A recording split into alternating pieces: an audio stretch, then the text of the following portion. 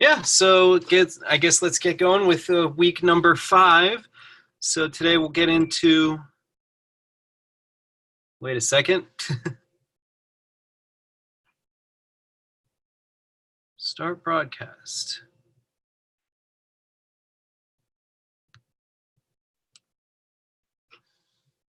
All right, so anyway, continuing on with chapter 14, I guess we'll start off today talking about the chain rule.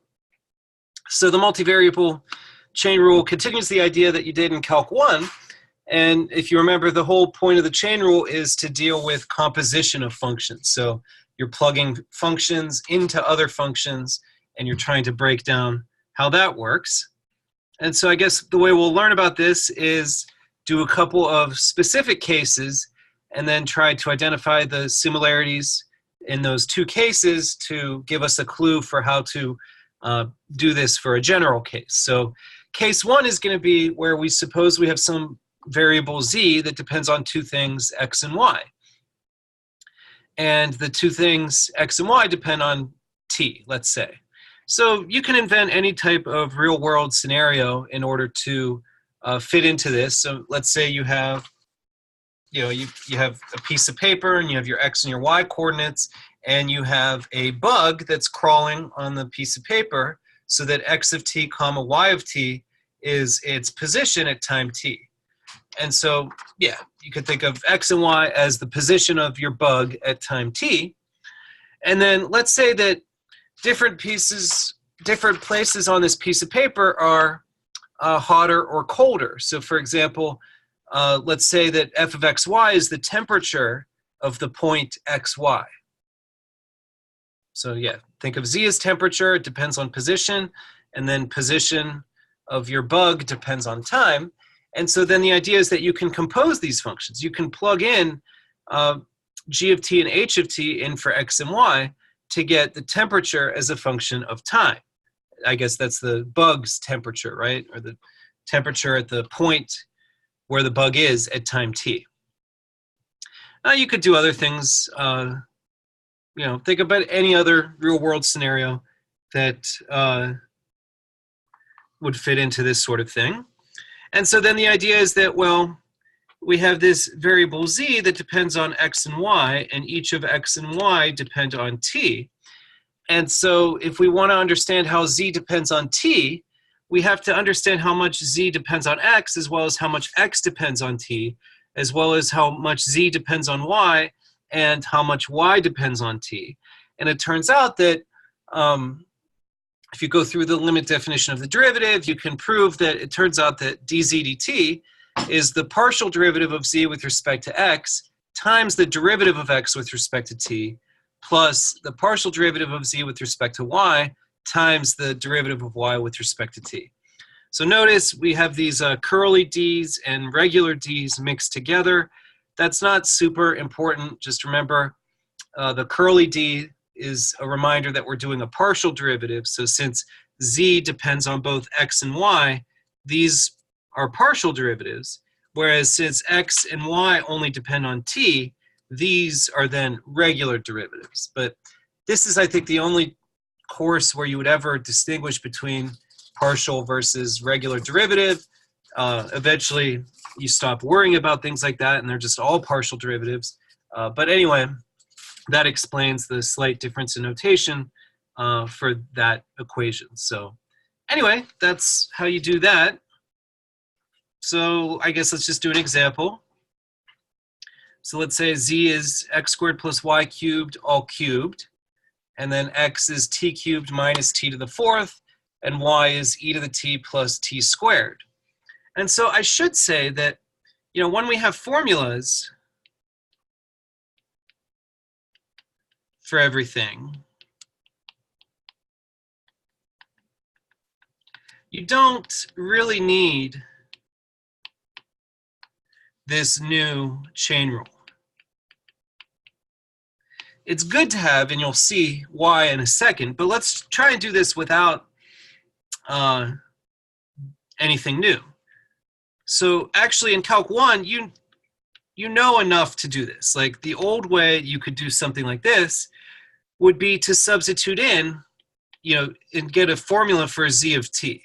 So z of t is going to be what? X squared plus y cubed all cubed. And so if you wanted to, you could do z prime in just one big, really messy step.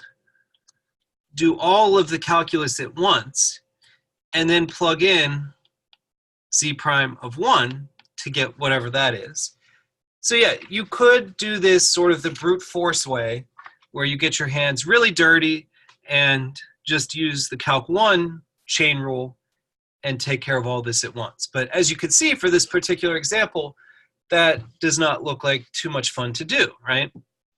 The new way, essentially what this new chain rule allows us to do is, instead of one big nasty calculation, we have these 4 smaller derivatives that we calculate, and then we combine them appropriately using that new formula.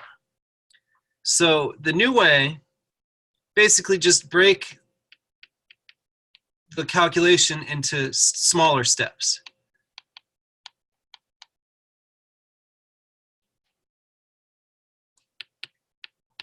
So for example, instead of plugging in and getting z of t and trying to do all of that derivative at once, we can do the partial derivative with respect to x. They get 3 times x squared plus y cubed squared times the derivative of the inside with respect to x. So that's the kind of thing you were practicing last week with partial derivatives. The partial derivative with respect to y of z is going to be 3 times x squared plus y cubed squared times the derivative of the inside with respect to y, which is 3y squared.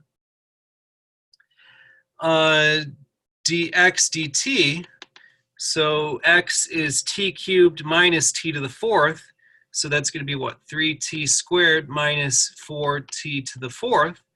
And then dy dt is, well, e to the t plus 2t. Okay, and then so at t equals 1, we can start getting these numerical values. So dx dt when t is 1 is going to be negative 1. And then dy dt is going to be what? E plus 2. And then when t is 1, xy is going to be equal to 0, 1.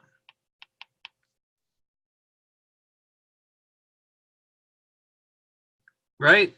So when t is 1, you use this formula for x in terms of t and y in terms of t.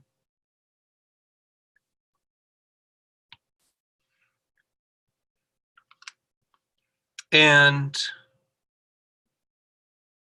yeah, so when t is 1, x is 0, and y is e to the 0.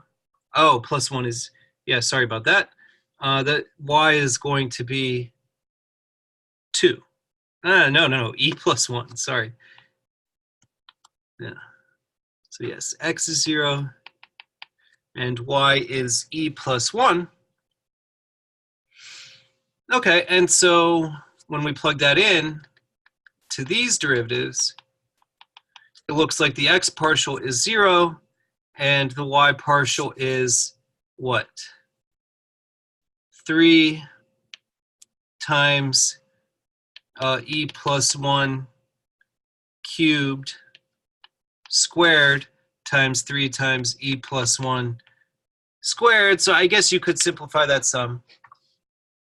But at the end of the day, then, it looks like our formula for dz dt is del z del x times dx dt plus this I can write as what? 9 times e plus 1 to the 6th to the 8th. That's our del z del y times dy dt is e plus 2. And there we go. So explain how I'm plugging in these numbers. I'm just looking at the formulas. So notice we have formulas for x and y in terms of t. So when t is 1, I get that x is 1 minus 1, which is 0, and y is e to the 1 plus 1 squared is e plus 1.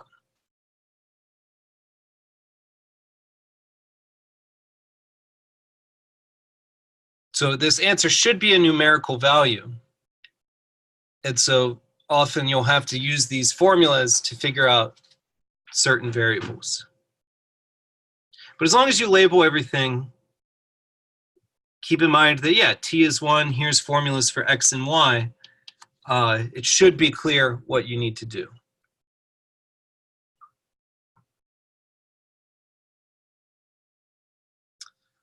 Okay.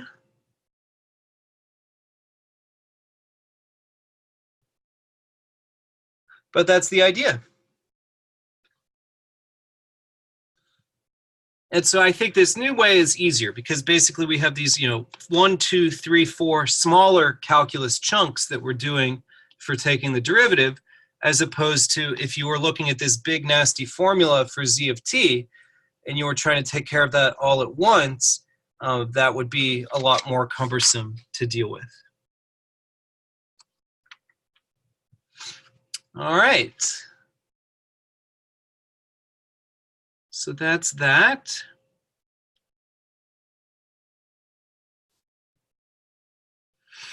That's what we call case 1.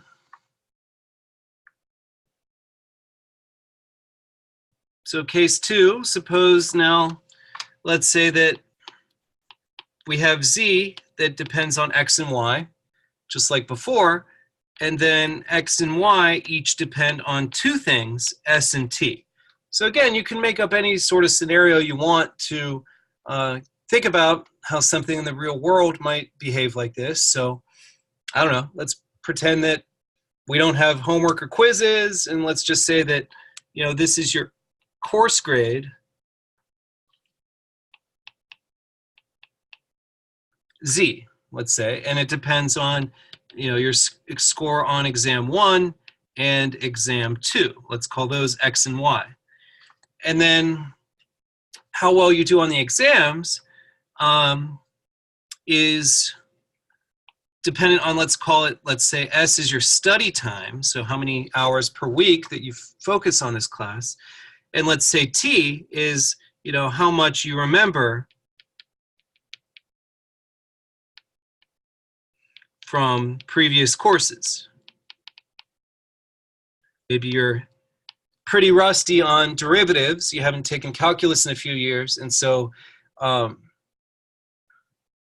to do as well as someone studying 10 hours a week, you might have to study 12 hours a week. So just make up some kind of scenario like this. And then maybe exam 1 is more previous material. So maybe exam 1 depends a little bit more on how much you remember compared to how much you're studying, whereas exam 2, maybe it's all new material and it doesn't really depend much on how much you remember. It really depends more on how much you study. So yeah, just invent some kind of scenario like this. And so then, okay, the idea is that, yeah, your course grade will ultimately be determined by how much you study, how much you remember. And you want to understand, okay, well, what happens if I change, instead of 10 hours per week studying, let's say I do 11 hours per week. That would be trying to measure what the partial derivative of z is with respect to study time, s. Or let's say instead I'm interested in, well, what happens if I would have remembered a little bit more from a previous course? Well, then I would need to know how my course grade depends on how much I remember, del z, del t. And so when you start to think about, the whole idea of this chain rule is composition of functions, and you have this layer of things, layers of things depending on other things, it makes sense that, if I want to figure out how much z depends on s, I have to understand how much s affects x and how much x affects z. So essentially that's taken care of there. And I also need to worry about how much s is going to change y and how much those changes in y are going to cause changes in z. So it's all about chain reactions and things like that. That the fact that it's this exact formula is a little bit, it's not so clear, but it's certainly plausible that del z del s depends on these four things, right? Because you have to know how much your study time affects your exam 1 score, and then you have to know the weighting of exam 1 for your course grade. Whereas you also need to know how much your study time affects your exam 2 score and how much your exam 2 score affects your course grade. So you're sort of taking this big complicated thing where you have multiple layers of things depending on other things, and you're splitting it up into these terms and factors and sort of combining them all together like that. So yeah, it turns out case 2 is going to be, well, del z del s is del z del x times del x del s plus del z del y times del y del s. And same kind of thing for del z del t. So let's do another example.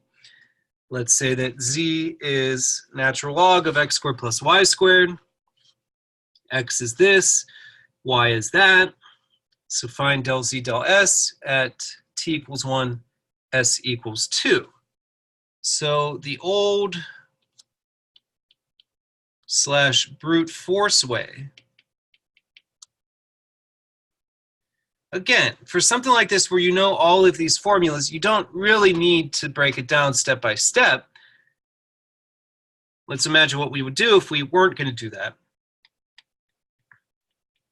You could use these formulas for x and y in terms of s and t to get a formula for z in terms of s and t. It would be natural log of, well, x squared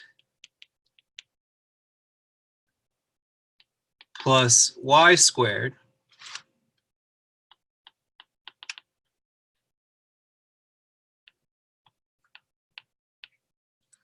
and so you could take the derivative of z with respect to s using what we did last week with partial derivatives, and then you could plug in, you know, s equals 2, t equals 1, and get your answer. But you're doing all that big calculation at once, and that's not ideal. The new way is to use this above formula to do this step by step. So the 4 partials that I need are, and then I'm going to use the subscript notation here just to save a little bit of time. So the partial derivative of z with respect to s is the z partial with respect to x times x partial with respect to s plus z partial with respect to y times y partial with respect to s. So this is our Leibniz notation up here. This is just our subscript notation, a little bit easier to deal with. So yeah, I need to get my hands on the x partial of z, which is going to be 2x over x squared plus y squared. My y partial of z is going to be 2y over x squared plus y squared, using the good old Calc 1 chain rule. Then x partial with respect to s, well, 3ts plus 4t squared, so the derivative of x with respect to s is 3t. And then y partial with respect to s, what is that? S squared plus t squared, all squared. So 2 s squared plus t squared times the derivative of the inside with respect to s, which is 2s. So instead of trying to do that huge, big partial derivative all at once, these are the 4 smaller steps that are definitely a lot easier to handle. And so we're asked for the numerical value of z with respect to s when t is 1 and s is 2. So for these xs and ys, where they are given to us in terms of s and t, those are the values that we plug in. So 3t becomes 3 when t is 1, s is 2. And then this next thing is what? 2 times 5 times 4 is 40. Yeah. 2 squared plus 1 squared is 5, times 2 is 10, times 2 is 20, times 2 is 40. And the mistake some people make is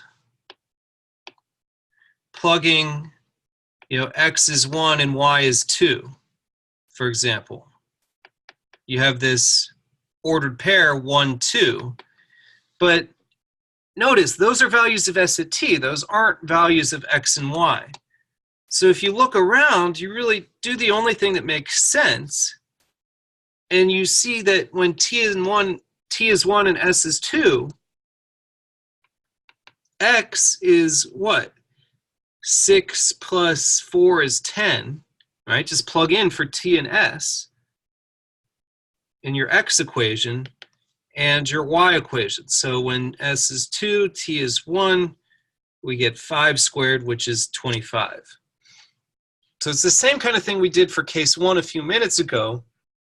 We just have to be careful that we don't mix up st ordered pairs with xy ordered pairs. So I'm going to plug in x is whatever it was, 10, y is 25, to these partial derivatives.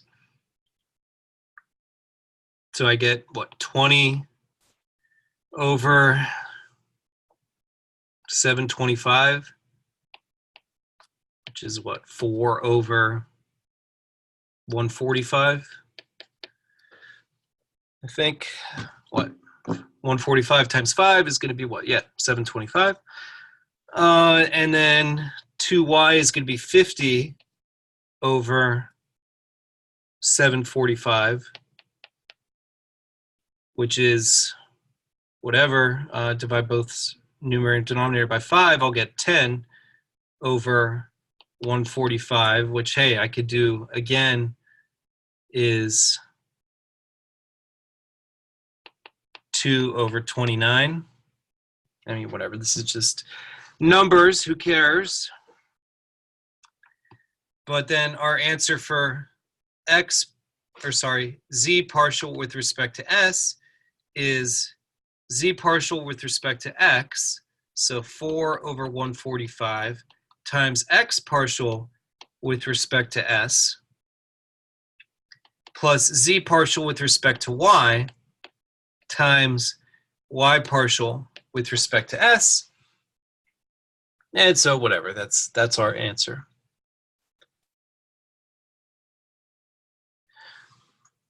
So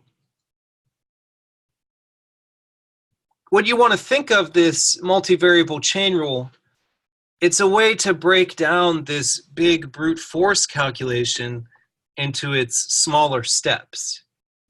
And granted, you don't really need it, but you could see that that's certainly a more reliable way of calculating something.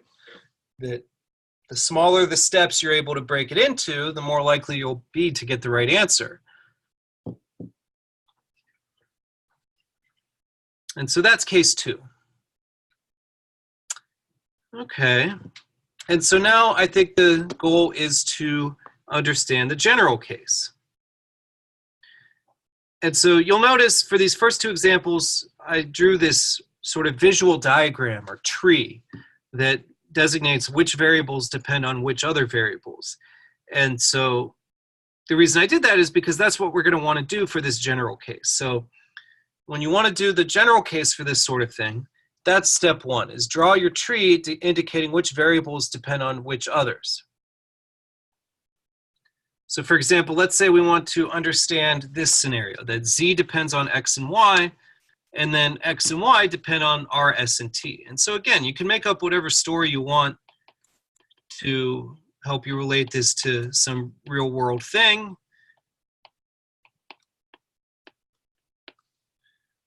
I don't know, maybe again, you have your course grade that depends on exam 1 and exam 2, but then maybe exam grades care about how much time you study per week, how much you remember from last semester, and then maybe if you have, like if your roommate's taking the course or something like that, and that you're able to study more effectively together or something like that. But just make up whatever story you want, is something depends on two things, and those two things depend on three things. Just any sort of real world scenario that could behave like this. So that's our first step, is to take these equations and just sort of visually keep track of who depends on what. And I don't know's on third, whatever. But that's our variable tree for this situation. And so then the idea is that ultimately it looks like R, S, and T determine what Z is, right? Because R, S, and T determine X and Y determine Z. So we might be interested in what the partial of Z is with respect to R, what the partial of Z is with respect to S, and what the partial of Z is with respect to T. And so when you're trying to find the formula for Z partial with respect to R, what we're going to do is we're going to circle each path between the two variables involved. So we're going to circle all the ways that R and Z are connected. And so notice there's two ways. I could go through X or I could go through Y. And so then the pattern is that each path is a term, and within each path, each link is a factor.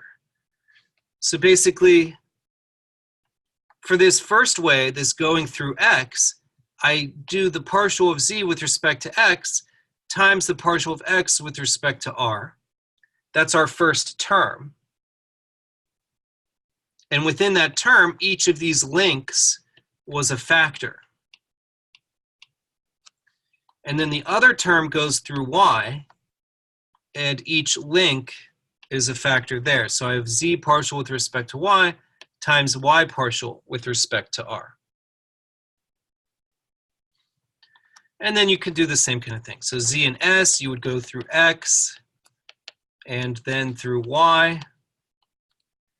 For Z sub T, you go through X and then through Y.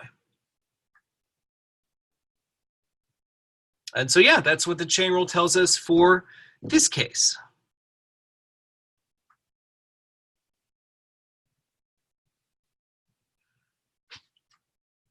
So let's try some more. So let's say I have W that depends on three things: X, Y, and Z. And then X, Y, and Z seem to depend on S and T. So ultimately, it seems that S and T determine W. And so therefore, it's calculus class. I want to know, to what extent does W depend on S and T, which means that quantitatively, I'm interested in how changes in S cause changes in W.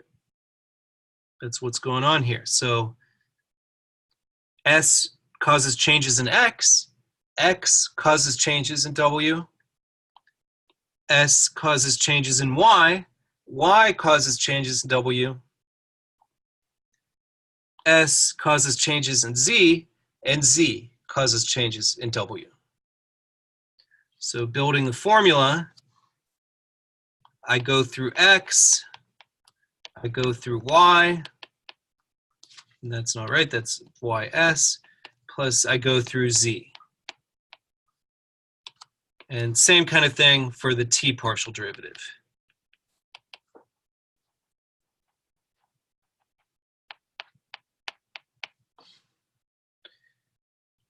And that's the idea.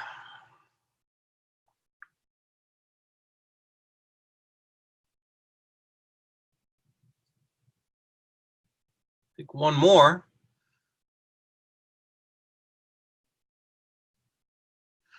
So Z seems to depend on X and Y. X and Y seem to depend on S and T. S and T seem to depend on P and Q. So notice what I've done here is we've added another layer, right? If everything in the real world could only affect things 2 levels up, the world would be pretty much well understood, right? We'd know everything. But we know that things aren't that simple in the real world. You can have hundreds of layers. I mean, good God, think about the US economy and what economists are trying to do and understand about how things depend on other things.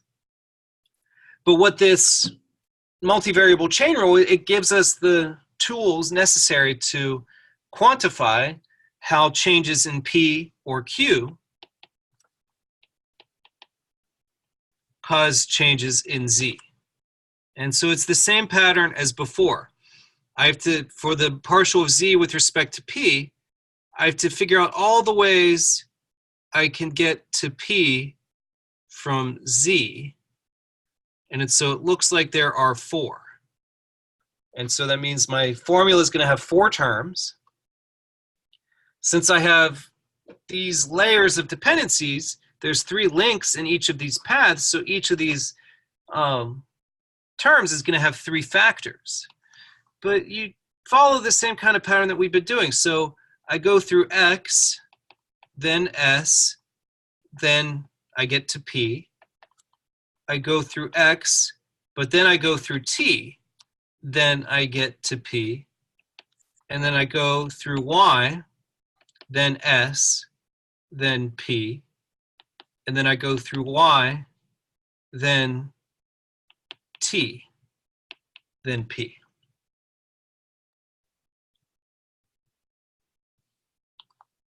And same thing. For Q, I could first go through X, then S to Q. I could go through X, then T to Q.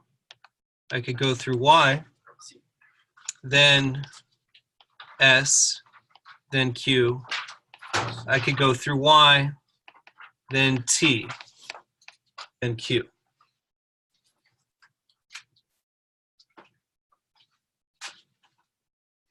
And so hopefully at this stage you start to see the real power of this multivariable chain rule. That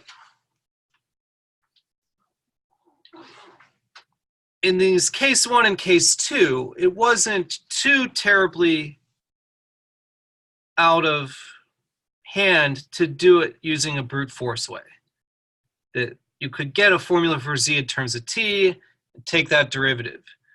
You know, for this, you could have gotten a formula for Z in terms of S and T and taken that derivative. But when you have more layers and more variables and more terms and all this stuff, that really is going to get out of hand fast. So this multivariable chain rule allows you to deal with way more complicated situations. And like I said, you know, there's people out there that are trying to explain the US economy. And so, good God, how many layers, how many variables, it gets very, very complicated. But this chain rule gives you like a step-by-step way of keeping track of how changes in P can cause changes in Z. Because ultimately that's what's happening.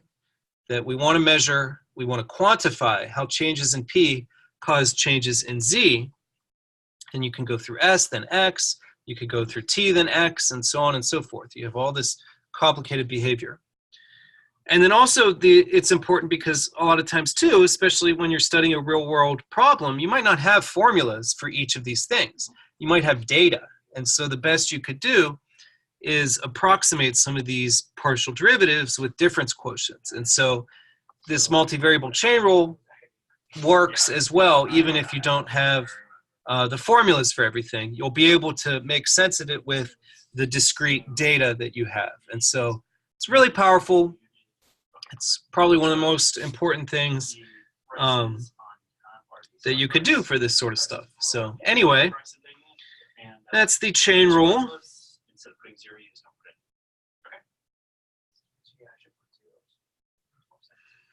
And so that brings us into something you talked about some in Calc 1. I think in Calc 1, it was a little bit hard to appreciate exactly what was going on and why it was so important.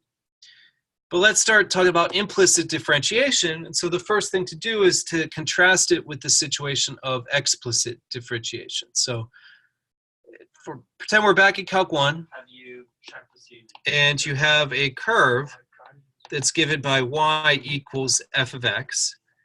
If you want to figure out, for example, the slope at this point, you would just use f prime of x.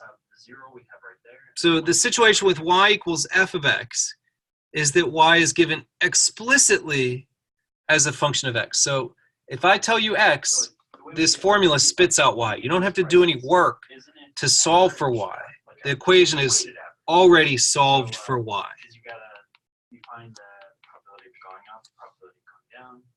And so that's the easy case. That's when you don't have to do anything fancy.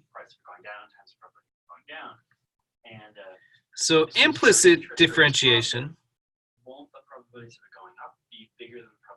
is we have the same kind of thing, but maybe we have a more complicated curve here where the equation is given as a level curve. So here's the distinction, that this curve is a level curve, whereas this is the graph of a function of one variable. You want to think of this word graph as not just meaning picture, that graph goes with the concept of function. And so when your curve is the graph of a function of one variable, there's sort of two things. That first of all, it must pass the vertical line test. Remember, that's back to the definition of function. So on average, won't it go up? And you must be able to solve. Right. So yeah, because of that, risk-free solved for in terms of x alone. Making the risk-free interest rate 0. So those are sort of the two special properties of the graph of a function of one variable. And you can use different colors. So not all curves can be written as graphs of functions of one variable. But both those things could fail. So first of all, looking here, this fails the vertical line test, so that's no good. But also, you could have a really messy equation.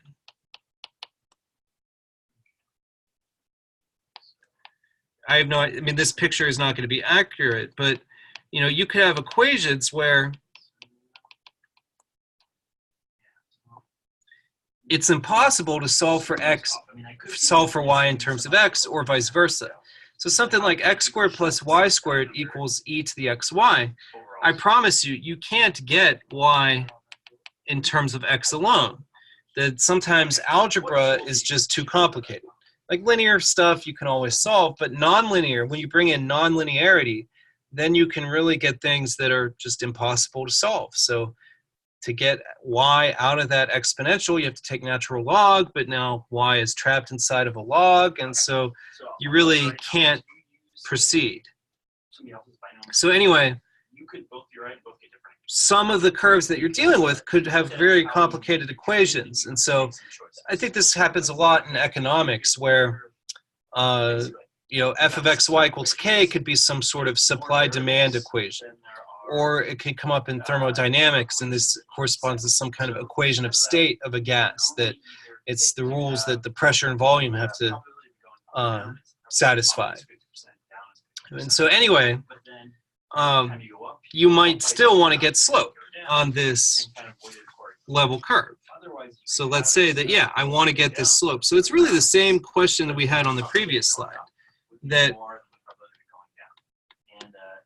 we have a curve, and we want the slope on it. And so because this curve isn't given y explicitly in terms of x, it's a little bit more difficult to get the slope. So there's going to be two ways. You could do the Calc 1 way,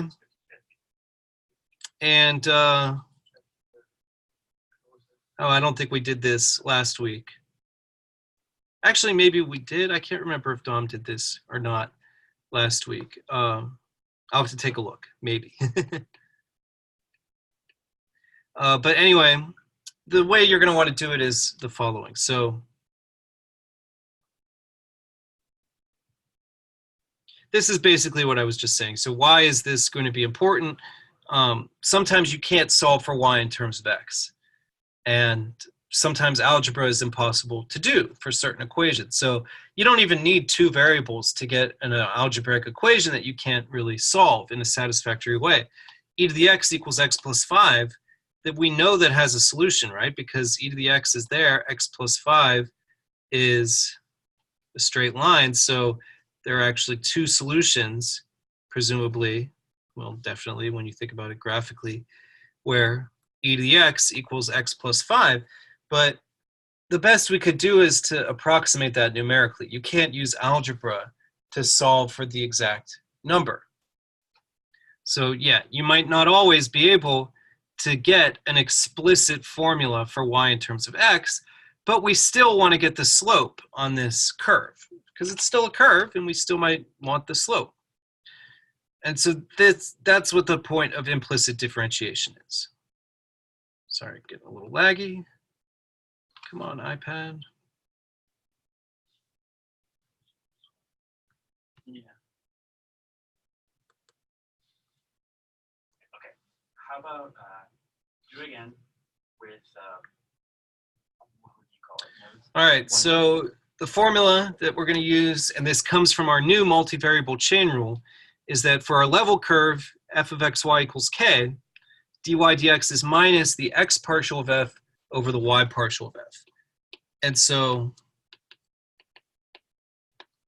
it comes from this following tree, that to get our hands on dy dx, we want to think of y as being implicitly defined as a function of x, which means that, okay, we have this equation f of x comma y of x equals k.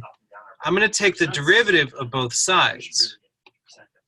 And k is just a number in this situation. So the derivative of k is 0.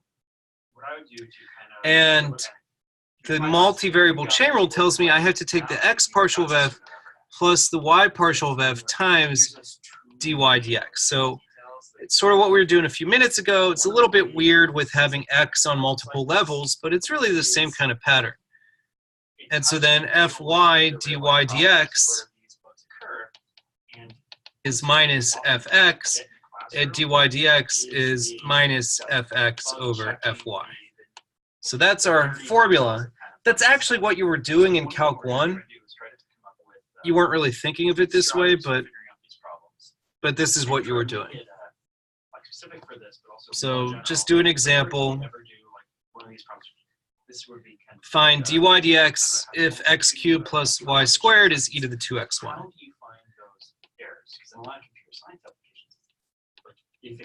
So the Calc 1 way is to take d dx of both sides and treat y as y of x and use the good old regular Calc 1 chain rule.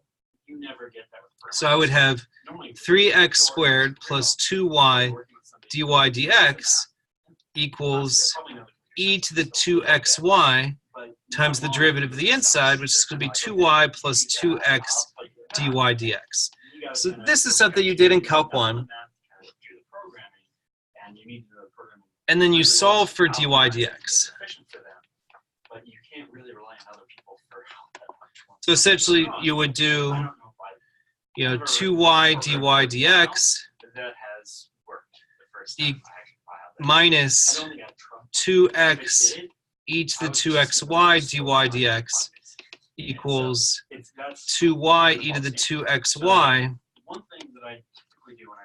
minus 3x squared. So I'm moving, just subtracting all the terms with dy dx onto one side, subtracting all the terms without to the other side, and then I would factor out a dy dx and divide by what I'm left with. So 2y e to the 2xy minus 3x squared over 2y minus okay, 2x so prices are, e to the and then 2xy. trust. And when you find out, especially in your case, we've got this nice picture. So that's something you learned in Calc 1. What is different? You're gonna say, what, And what if you went haven't wrong thought about this in a while, and I think, this is a little tricky. You're sort of doing a big brute force calculation all at once. So the new way every single line of code where you do something, is all about smaller steps. what is actually going on here? So the first thing you're going to do is make sure you get it into the form f of xy equals k. So I'm going to reinterpret this equation as the zero level curve of the function x cubed plus y squared minus e to the 2xy equals 0. Then I take these x and y partials, and then it's like, okay, now nothing is kind of decided based on what you have. and then I have that dy dx is minus the x partial of f over the y partial of f. So minus 3x squared minus 2y e to the 2xy over 2y minus 2x e to the 2xy. Notice we're getting the same thing, of course. But I think this has smaller steps. So I would say, okay, work through that, try to kind of That go through line by line. I think But also then all of you will be more comfortable with what happened on the right side compared with the left. So the left was a little bit tricky, but that is what you learned in Calc 1. And so that's sort of the philosophy of this entire lecture so far, that it's not really anything new, it's just a new way of thinking about breaking the steps down. Probably, but I know I have used like all Okay. before where I'm just like, no, that's not right. That's off like 10%. And so now And like, oh no, they definitely screwed something up. Even if you read like we journal can articles, also they're like, consider "Oh, a level here's surface. journal articles." That's 'cause of So course this that- is a level surface. I did that with Guardian School once. Remember, when you have a function of 3 variables equaling a number, I spent maybe 2 weeks trying to find that's what five. we call a level surface. Eventually, I just And if you figured want out to find the I had slopes to on this level they- surface, they had published these are the that formulas was that you can wrong. use. And I kind And of so wrote it off. essentially the picture for this is you have f depends on x, y, and z, but you think of z as depending on x and y, And like as the journal had been and you can get these formulas similarly. And so the way you could think about this is, I think this kind of thing comes up a lot in thermodynamics, that maybe this f of x, y, z equals k you could call an equation of state, where like x is pressure, y is volume, and z is temperature. So like PV equals nRT is sort of your ideal gas. It's pretty good. But then there's other equations of state that have more complicated relationships between pressure, volume, and temperature. So in general, yeah, if you have plasma, it has an equation of state. You have van der Waals gases, that's a different equation of state. And yeah, it could be really messy where, fine, with PV equals nRT, yeah, you can solve for pressure in terms of volume, but you can solve. But if you have some more complicated equation of state, you might not be able to solve for z in terms of x and y, but you still want to know things like, okay, let's keep temperature the same, change volume by a little bit, what happens to pressure for this van der Waals gas or for this plasma? And so think about this complicated equation as some sort of more complicated equation of state.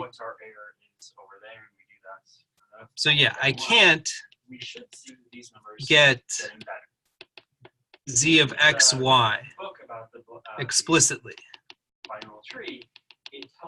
right? Good luck. You have z trapped inside a cosine, you have z squared over there. Play around with it. It's just one of those things where not all equations can be solved algebraically. But let's say we still want to find z partial with respect to x and z partial with respect to y. So we can use implicit differentiation. So the first step, we have to do this again, is get it into the form f of xyz equals a number. So do whatever you need to do so that you have all your variables on one side and a number on the other side. So now I can take my x, y, and z partials. I get what? 3x squared.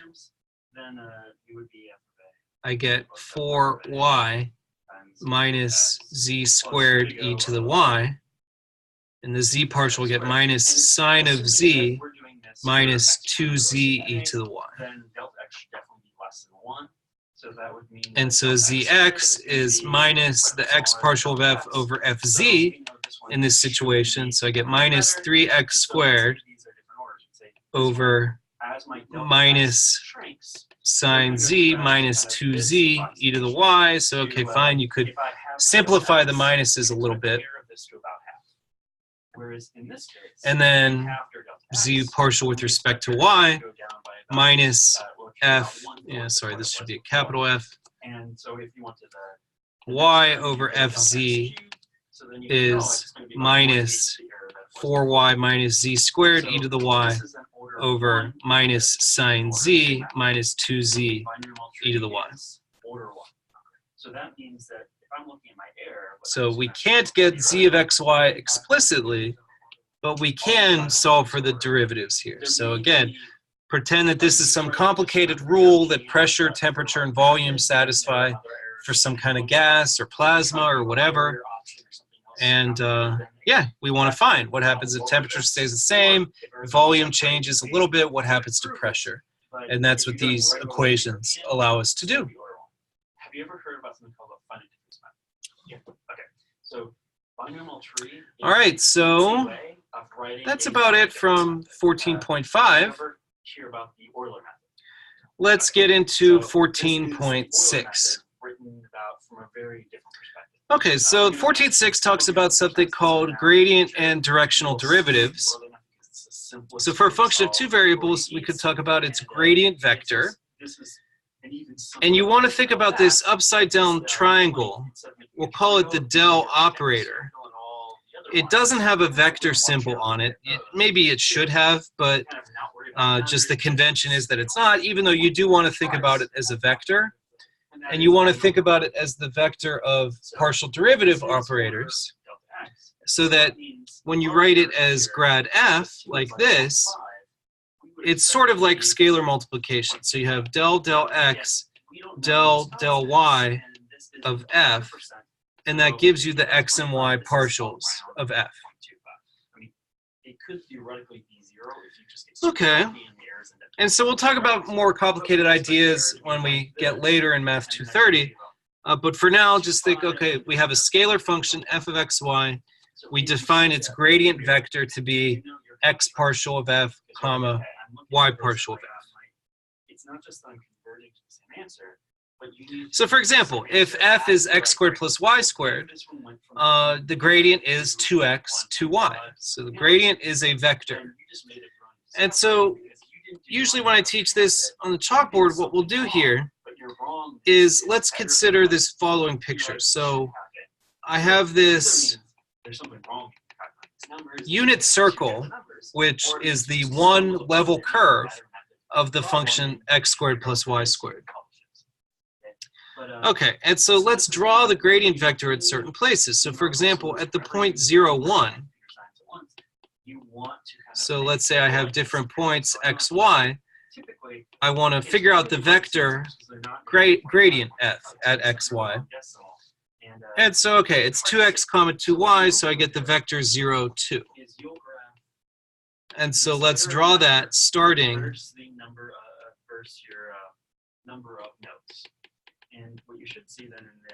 right there. Okay, and then we can do that for a couple of points. We could do 1, 0. We get the vector 2, 0. So, okay. That's a horizontal vector. So grad f at 1, 0 is 2, 0. And then finally, I guess you could do like 1 over root 2, 1 over root 2, and you get root 2, root 2. So that's another point on this unit circle. Or you may even just show the graphical And it points directly away from the origin. So grad f at 1 over root 2, 1 over root 2 this, where it's kind of is converging to some particular price. root 2, And that root kind 2. of gives good indication that it's working right. And so at this stage, what I usually ask then is, does anybody notice anything special about Because log-based, the relationship between these gradient vectors and the level curve f equals 1? log-based And usually some bright students notice that, yeah, this there's seems to be perpendicular. of the number of nodes. And so And there's that's what you want to think about the gradient vector as always being. And I'll explain why on the next slide. some constant That when you draw it, times an it's going to be arcus, perpendicular to the level curve of f of xy going through that point. or So this perpendicular, delta x does depend on the that's curve. always true. That's what's special about the gradient vector. Kind of both sides. And as soon as you say perpendicular, is it going this way or is it going that way? Well, you figure that out based on which direction is uphill when you think about this as a topographical map. So, for example, we know that if I have like f equals 4,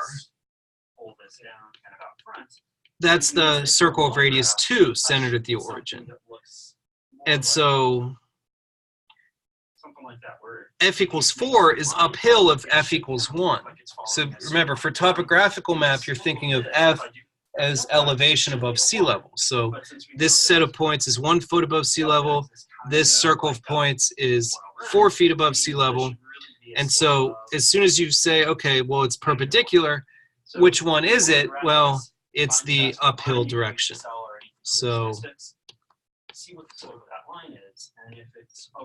for this particular function, the uphill direction at those points are pointing towards the f equals 4. Then you're like, okay, I'm converging at the right rate. So yeah, why is this always perpendicular? The advantage of using a log-based And so that ties together stuff that we talked about a couple minutes ago. we know that if I do So I guess, I don't know if we've had to do this in this course yet. I think Don might have talked about this a little bit. But but if we're in the xy plane, and I have a line with, say, slope m, and I want to rig a vector that points along that line of slope m. So what is slope? It means rise over run. So if I make a vector such that rise over run is m, so I could do, 2m or whatever, just any vector such that the j component over the I component is m, that will point along that thing. Okay, so let's say we have our level curve f of xy equals k. And so just a few minutes ago, we talked about this slope of level curves, which we could use implicit differentiation. And we saw that, yeah, that on the curve f equals k, the slope is minus the x partial of f over the y partial of f. And so therefore, if I want to think of a vector that points along this curve, the vector 1 minus fx over fy works. Okay. And so then I claim that grad f, which is fx comma fy, is perpendicular. And that's just, you could see, yeah, that fx fy is perpendicular to 1 minus fx over fy. Well, when are two vectors perpendicular? When their dot product is 0. So fx fy dot 1 minus fx over fy is equal to fx minus fx, which is 0, right? So the fy partials cancel when you do this dot product, and there we go. And if I see this one, I see that it's also converging at the right rate. So that justifies this observation that we saw, that it looks like the gradient vector is always going to be perpendicular to this level curve. Master's dissertations, you're going to see all three. For journal All right. if the page limit is 20. So this next idea is something called the directional derivative. And so directional derivative is really a generalization of partial derivatives. The actual table in there kind of depends on. And so remember, the partial derivatives was steepness of a function in either the x or the y directions. And so the whole idea is, well, what's so special about east? What's so special about north? What if I want to talk about the steepness in a different direction? Well, that's what this idea of directional derivatives is. So let's go back to this homework question from a couple weeks ago. I think I went over this on Wednesday's recitation last week. Yeah, so last week's homework asked you to do an approximation of the x and y partials at the point 2, 1. And so remember, the whole idea of these partial derivatives is stand at 2, 1 and do a difference quotient in a particular direction. So for example, the x partial derivative we decided was approximately equal to, well, let's say f of, I don't know, 2.61 minus f of 2, 1 all over, we did 0.6, but think about that as the distance between 2.61 and 2, 1. And so the reason why I picked 2.61 was that I knew that that was on the 12 level curve. So what we did for this homework question was we said that, okay, the x partial at 2, 1, I should write, is then equal to 12 minus 10 over, well, the distance between those 2 points is just 0.6. So sorry, this was a 2, 1. And so that was the idea, that essentially the x partial, you do like a horizontal difference quotient. And so numerically, conceptually, whatever, the steepness that you observe, think about, you know, these numbers, 6, 8, 10, 12, 14, that's feet above sea level. And so stand at the point 2, 1, look east, and tell me the rise over run that you observe. But not the other 99% of them. So it's a way to kind of make it a little rough. Okay, and so then the y partial, what we did was basically do a vertical difference quotient. So, for example, I would do f of 2, 1.9 minus f of 2, 1 over the distance. I guess I could write it as, yeah, 2, 1.9 to 2, 1. That I'm just doing a rise over run when I look north. Okay? So this is going to be then 8 minus 10 over 0.9. And so that's like a vertical difference quotient. So many people made the same mistake that nobody noticed. And it took like 5 years before you realized all right. all these prices that were being published. So now the steepness in the direction minus I plus j, that's sort of the response to, well, what's so special about east and north? I can look in any direction I want and get the difference, the steepness there. So minus I plus j is going to be like in this direction. Normally, if you do screw up something like this, so minus 1, 1. It's going to look like this. So I could say that, well, the directional derivative, which really is just going to be called the rate of change like if you use 10 nodes, 100,000, eventually of your return's not a number, f and then you know in the direction of minus 1, 1.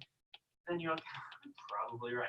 Now, we'll talk It's more the about same exact idea. You're just doing a difference quotient in that direction. So for example, this would be f of, looks like that's 1.5, 1.5.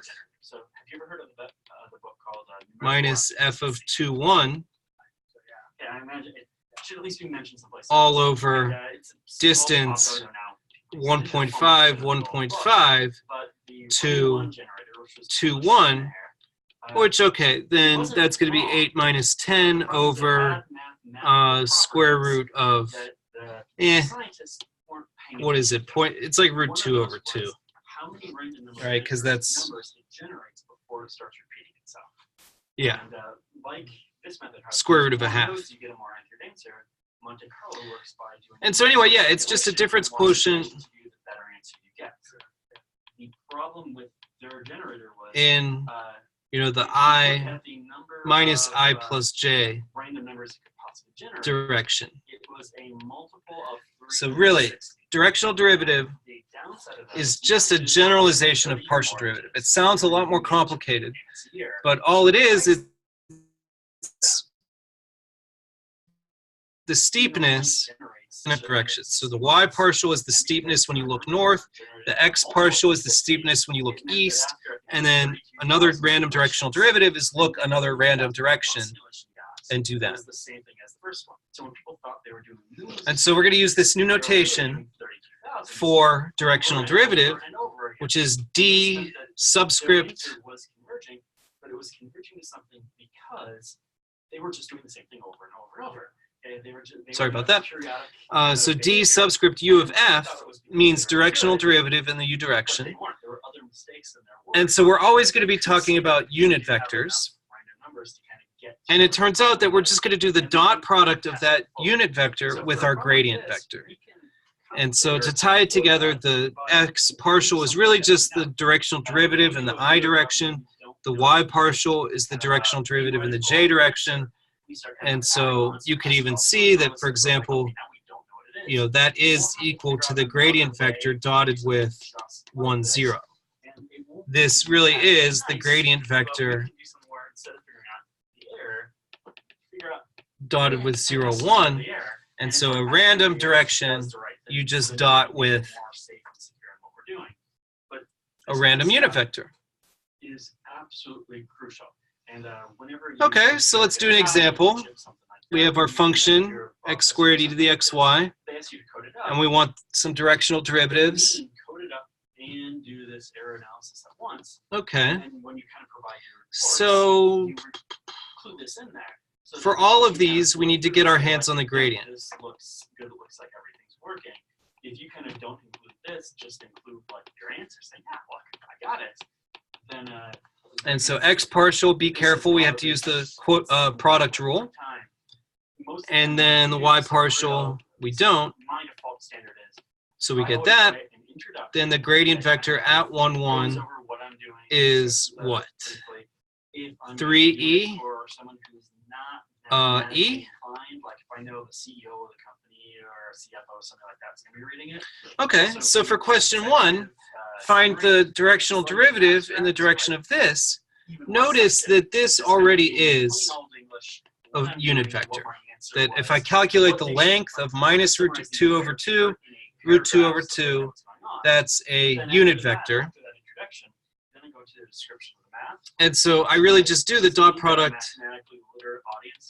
of this gradient vector with this unit vector. And so I get what? Minus 3 halves, that's plus 1 half. So minus e root 2 over 2. If there's any like tricks in my code or anything. No, I don't think that's right. I think it's minus e root 2. Just do that dot product. Yeah, so minus 3 plus 1 is minus 2. Yep, over 2. Yep, there we go. Not readable at all. Okay, so we're doing the same kind of thing for all of these. Next one, though, we're dotting our gradient vector with a unit vector. So this is not a unit vector, then after that you have your results, which means we have to normalize it. And after that you'll have your kind of conclusion where you kind of sum it all up and say, okay, this is what that we do 3 minus 4 over its length, which that's a length 5 vector. And so you do this dot product, what, 9 minus 4 is 5e over 5.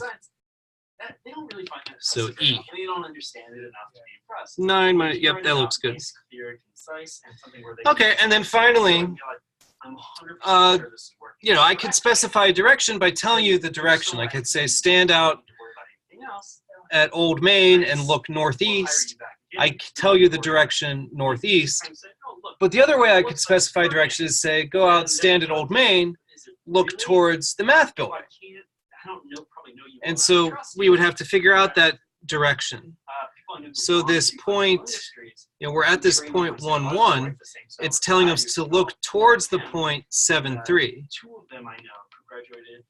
And so I have to figure out the unit vector that points in that direction, which, okay, I first get the displacement vector, which is going to be 6, 2. And then to make it length 1, I divide by the length of 6, 2. So maybe I'll move this little drawing. And I'll move it over here. And because it saved them time and Ooh, I stole some he gave them a 3 months stole some lines there. So anyway, that's what we'll do for question 3. So it's still the same kind of directional derivative for a different u. So I'm still doing 3EE, but then I'm dotting in a different direction. So I normalize the vector 6, 2, and I get 6, 2 over root 40. And so, yep, looks like I'll get what? 18 plus 2 is 20e of square root of 40. So yeah, directional derivatives, you're always dotting your gradient with a unit vector. And so one last little thing for today, properties of directional derivatives. So remember our definition is it's always the gradient dotted with a unit vector. Well, remember the dot product of two vectors is the product of the lengths times cosine theta. So grad f dot u is the lengths times cosine theta, but this whole thing is that we're using a unit vector here. So this length of u is always 1, which means that the directional derivative is length of gradient times cosine theta. And so now you think about the properties of cosine theta. Cosine theta is between -1 and 1, and we know when it's -1, we know when it's +1. We know it's +1 when theta is 0, and we know that it's -1 when theta is pi. So essentially, the picture you want to have in mind is you have your level curve f equals k. And so let's say I have a point AB, and let's say our directional derivative is, or let's say our gradient at that point is this vector. So basically,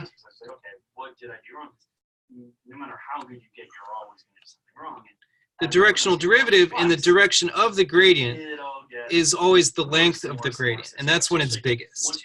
And then all these others, maybe I'll use a different color,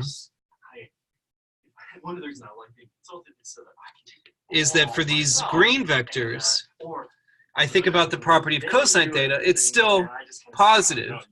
And it makes sense, the directional derivative is still it's still positive when you're going uphill. Whereas if I go sort of in this direction, then those u's have negative directional derivatives. And maybe this navy blue, if I go in the exact downhill direction, the directional derivative would be minus the length of gradient. Yeah, that's a good idea. If you try to do so what is the maximum rate of change of this at the point 1, 1? So the max rate of change,